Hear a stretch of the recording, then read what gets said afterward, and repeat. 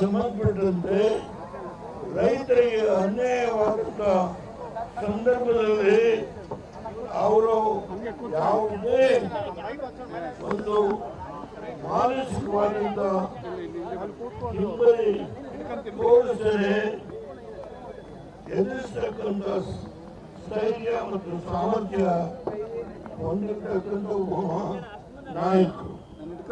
ಈ ಸಂದರ್ಭದಲ್ಲಿ ಭಾರತೀಯ ಜನತಾ ಪಾರ್ಟಿಯ ಕೆಲವು ಮುಖಂಡರು ಕೂಡ ನಿನ್ನೆ ನಮ್ಮ ವಿರೋಧಿ ಪಕ್ಷದ ನಾಯಕರ ಅಶೋಕ್ ಅವರು ಕೂಡ ಬಂದು ಹೋಗಿದ್ದಾರೆ.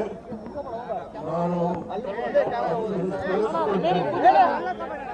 ಈ ಸಂದರ್ಭದಲ್ಲಿ ದಯಮಾಡಿ ಮಾತನಾಡಿ 1994ರಲ್ಲಿ ನಾನು ರಾಮನಗರದಿಂದ ವಿಧಾನಸಭೆಗೆ ಆಯ್ಕೆಯಾದೆ.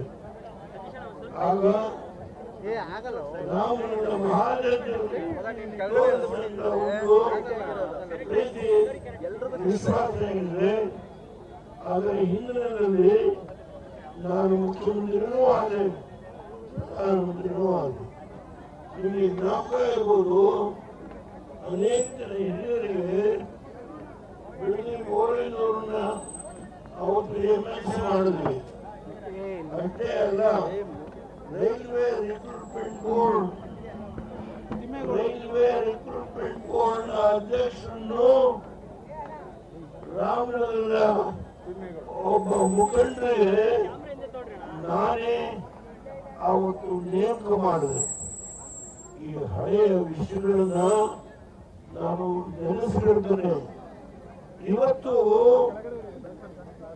ಒಬ್ಬ ಮುಖ್ಯಮಂತ್ರಿ ಒಕ್ಕಲಿ ಸಮಾಜಕ್ಕೆ ಸೇರಿದವರು, ಆದ್ರೆ ದೇವೇಗೌಡರು, ಕುಮಾರಸ್ವಾಮಿ ಅವರು, ನಿಖಿಲ್ ಕುಮಾರಸ್ವಾಮಿ ಅವರು ಒಕ್ಕಲಿಗರು ಬೇರೆಯವರು ಯಾರಾದ್ರೂ ಮುಖ್ಯಮಂತ್ರಿ ಆದ್ರೆ ಸಹಿಸೋದಿಲ್ಲ. ಈ ಆಪಾದನೆಯನ್ನು ಮಾಡ್ತಾರೆ. ನಾವು ದಯಮಾಡಿ ನಿಧಾನವಾಗಿ ಕೇಳಬೇಕು. ನಮಗೆ ಯಾರೇ ಮುಖ್ಯಮಂತ್ರಿಗಳಾದ್ರೂ ಒಳ್ಳೆಯ ಕೆಲಸವನ್ನು ಮಾಡಿದ್ರೆ ಅವರಿಗೆ